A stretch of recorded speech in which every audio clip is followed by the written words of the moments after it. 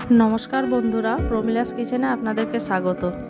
आजकेर रेसिपि ओलकपि दिए आमी देशी मुरगिर झोल बानाबो। तो तार जन्य आमी देखुन आमादेर बागाने लागानो ओलकपि दुटो तुले निये आसछि। तो सेइगुलोई भालो करे तुले धुए आमी केटे राखबो। एगुलो आमादेर बाड़ीते चाष करा हयेछे, तुले निये एसेछि। तो देखुन एखाने पेঁয়াজ कुचि, टमेटो कुचि, पेঁয়াজ आदा रसुन और तार साथे गरम मसला बाटा आछे এবং ওলকপি কেটে রেখেছি আর সামান্য একটু ধনেপাতা কুচি। এখানে পরিমাণ মতো সরষের তেল দিয়ে আমি গরম করতে দিয়ে দেব। তেলটা গরম হলে এর মধ্যে আমি দুটো তেজপাতা ছিঁড়ে দিয়ে দিলাম। এরপরে আমি প্রথমে টমেটো দিয়ে একটু নাড়াচাড়া করে তার মধ্যেই লঙ্কা গুঁড়া দিয়ে দেবো। এতে কি হয়, কালারটা খুব ভালো আসে। তো দেখুন এখানে আমি টমেটো কুচি দিয়ে দিয়েছি। এরপরে আমি 1 চামচ লঙ্কা গুঁড়ো এর মধ্যে অ্যাড করব এবং একটু নাড়াচাড়া করে নেব। দেখুন কালারটা কত সুন্দর লাগছে। এরপরে পেঁয়াজ কুচিটা দিয়ে দিলাম। পেঁয়াজ কুচি দিয়ে আবার কিছুক্ষণ এটাকে নাড়াচাড়া করব এবং সামান্য একটু নুন দিয়ে দেবো এর মধ্যে। নুন দিয়ে ভালো করে কষে নেব। এরপরে এখানে আমার যে আদা রসুনের পেস্ট ছিল, আদা রসুন পেঁয়াজ আর গরম মশলা আমি একসঙ্গে বেটে রেখেছিলাম, এর মধ্যে দিয়ে এটাকে ভালো করে কষে নেব।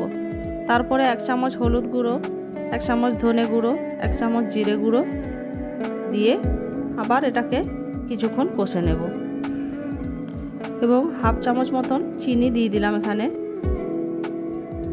চিনিটা দেওয়ার পরে এই মশলাটাকে ভালো করে কষে নেব।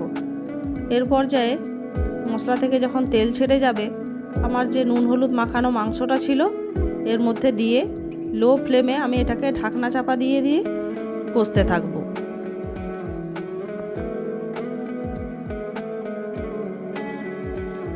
মাংসটা দেওয়ার পরে আমি যে ওলকপিটা কেটে রেখেছিলাম এটাও একসঙ্গে এর সঙ্গে মিশিয়ে দেব এবং ভালো করে এগুলোকে কষতে হবে।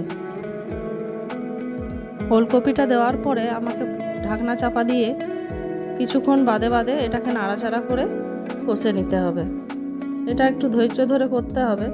মাংসটা থেকে জল বেরোবে, জল বেরিয়ে ভালো করে এটাকে কষে নিলে মাংসর স্বাদটাও একটু বেশি হবে। মাংসটাকে ভালো করে কষে নেব। দেখুন এখানে আমি ঢাকনা চাপা দিয়ে দিলাম।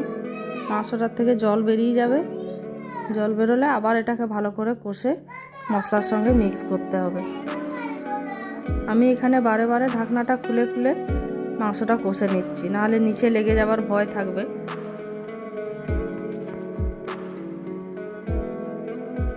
মাংসটা যখনই খুব ভালো করে কষা হয়ে যাবে, এখানে তেল ছেড়ে দেবে, তখন আমি এই মাংসটাকে তুলে কুকারে দিয়ে দেবো।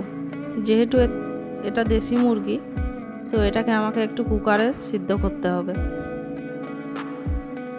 কুকারে দিয়ে আমি এটা 4টা সিটি দেব, তাহলেই আমার এটা ঠিকঠাক সিদ্ধ হয়ে যাবে। দেখুন এখানে মাংসটা একদম কষা হয়ে গেছে। এরপরে আমি এটাকে কুকারে চাপিয়ে দেব।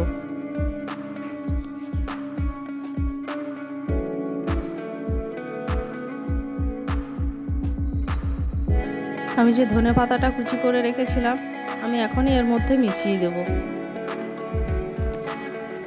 এবং কুকারে এটিকে চাপিয়ে দেব। রান্নাটা হয়ে গেলে আমি দেখাচ্ছি ঝোলটা কেমন হয়েছে। আর ভিডিও যদি ভালো লাগে অবশ্যই লাইক, কমেন্ট এবং সাবস্ক্রাইব করে আমার পাশে থাকবেন। ধন্যবাদ।